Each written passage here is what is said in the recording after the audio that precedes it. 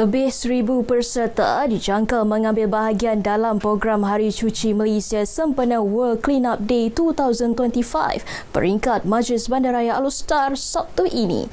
Program berlangsung di Sungai Kedah, Ampang Jajar Alor-Setar. Pelbagai aktiviti disediakan sempena program tersebut, antaranya membersihkan kawasan sekitar taman permainan dan pesisir sungai Ampang Jajar.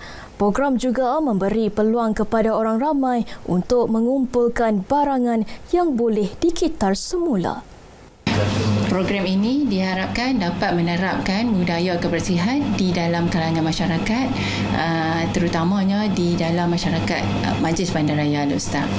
Kami juga mengalu-alukan kehadiran ini sebab apa? Sebab kami ada menyediakan lebih kurang 1,000 helai t-shirt yang akan diedarkan, yang akan dibagi kepada 1,000 penyertaan terawal.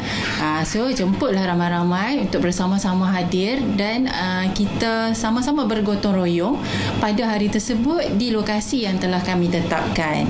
Kita dapat menjalinkan hubungan kerjasama antara komuniti dan masyarakat setempat, dan juga kita dapat menyahut cabaran di peringkat Majlis Bandaraya Alor-Setar untuk mengindahkan kawasan sekitar Majlis Bandaraya Alor-Setar, dan juga supaya kesihatan ataupun kebersihan di Majlis Bandaraya Alor-Setar ini terjamin dan insya-Allah bersih, indah dan ceria.